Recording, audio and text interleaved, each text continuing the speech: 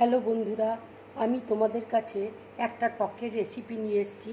দেখো আমি টকটা কী করে বানাচ্ছি আর এর মধ্যে আমার টকে কী কী রয়েছে সেটা তোমরা দেখে নাও। এখানে দেখো পোস্ত আছে, সাদা সর্ষে আছে, ভিন্ডি দেখো কেটে রেখেছি, কচুকে একটু ভাপ দিয়ে সেদ্ধ করে নিয়েছি, কাশ্মীরি লঙ্কার গুঁড়ো আছে, আমকে এভাবে কেটে রেখেছি, আর বেসনের বড়া আমি করে রেখেছি, তাহলে রান্নাটা তাড়াতাড়ি আমার হবে, সেই জন্য আমি ভেজে রেখে দিয়েছি। এখানে পাঁচফোড়ন আছে, লঙ্কা গুঁড়ো আছে, শুকনো লঙ্কা কাঁচা লঙ্কা আমি একসাথে বেটে নেব, হলুদ রয়েছে।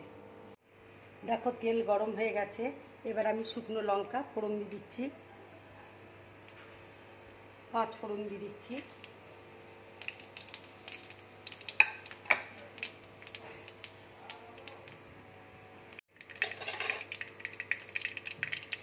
এবার ভিন্ডিটা দিয়ে দিচ্ছি,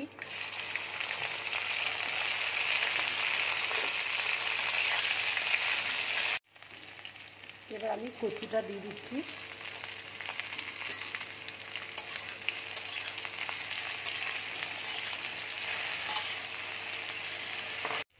এবার একটু নুন দিয়ে দিচ্ছি, হলুদ দিয়ে দিচ্ছি,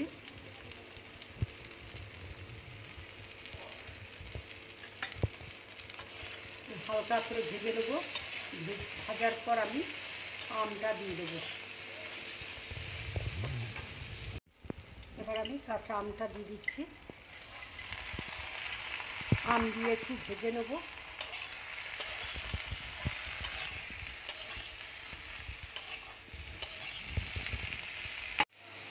এবার আমি লঙ্কা গুঁড়োটা দিয়ে দিচ্ছি,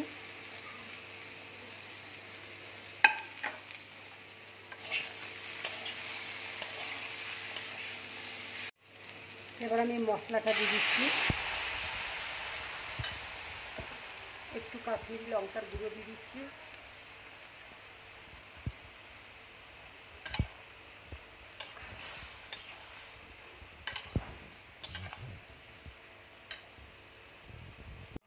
আর একটু জল দিয়ে দিচ্ছি,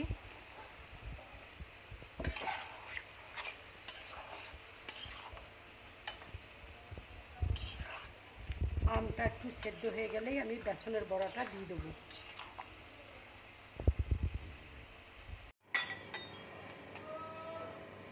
দেখো আমটা এখনো সেদ্ধ হয়নি, আর একটু সময় লাগবে সেদ্ধ হতে।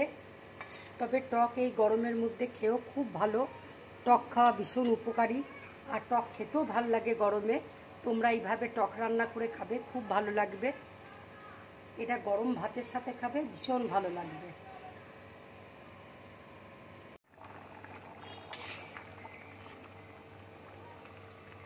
দেখো আমটা সেদ্ধ হয়ে গেছে, এবার আমি বেসনের বড়াগুলো দিয়ে দিচ্ছি।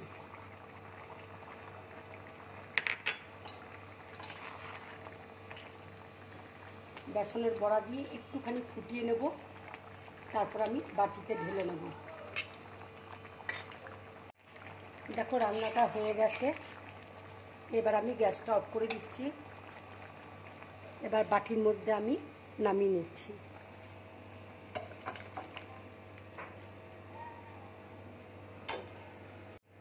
বন্ধুরা, তোমরা এইভাবে টক বানিয়ে খাবে গরম ভাতের সাথে, খুব ভালো লাগবে খেতে।